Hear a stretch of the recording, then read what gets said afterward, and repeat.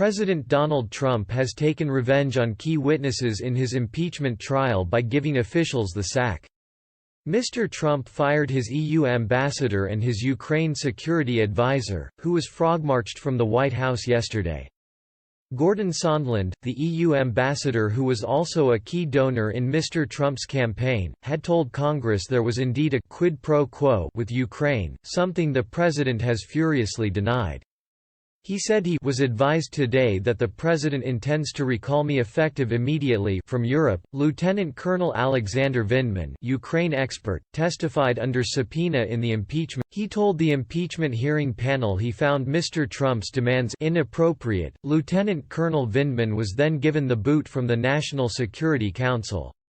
His brother, Yevgeny Vindman, a lawyer for the National Security Council, was also given the shove, and sent back to the Department of the Army. In a statement released by his lawyer, Mr. Sondland elaborated on the news he received.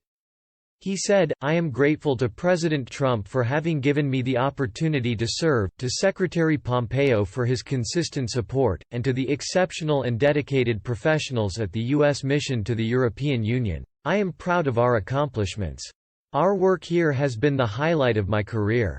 Lieutenant Colonel Vindman's lawyer, David Pressman, however, seemed less impressed by his client's removal. In a statement, he told the BBC, "There is no question in the mind of any American why this man's job is over, why this country now has one less soldier serving it at the White House." LTC Vindman was asked to leave for telling the truth.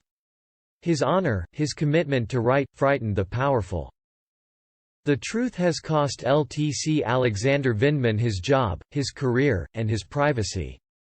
The most powerful man in the world, buoyed by the silent, the pliable, and the complicit, has decided to exact revenge. Democrats described the sackings as retribution for offering the truth in Mr. Trump's impeachment hearing.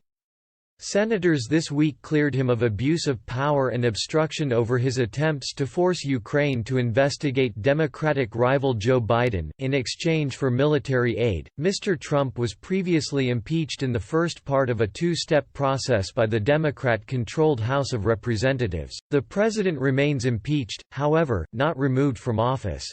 As Mr. Trump departed for North Carolina, he told reporters, "I'm not happy with him, Lieutenant Colonel Vindman. You think I'm supposed to be happy with him?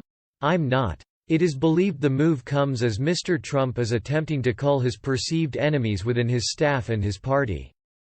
The president has seemingly set his sights on Mitt Romney, a former Republican presidential hopeful. Mr. Romney was the only Republican senator who voted to convict Mr. Trump of abuse of power. The president's son, Donald Trump Jr., has called for Mr. Romney to be expelled from the party.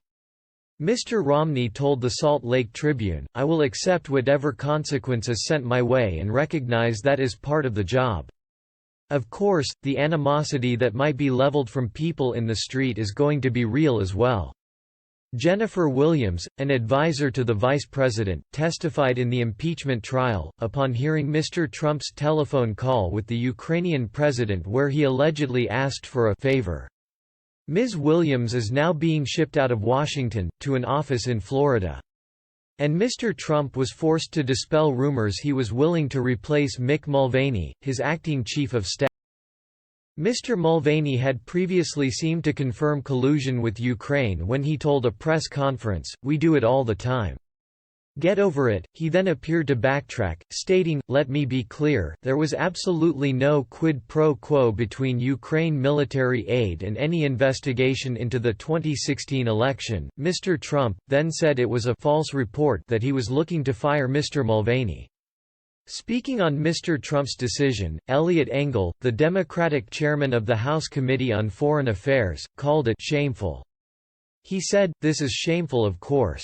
But this is also what we should now expect from an impeached president whose party has decided he is above the law and accountable to no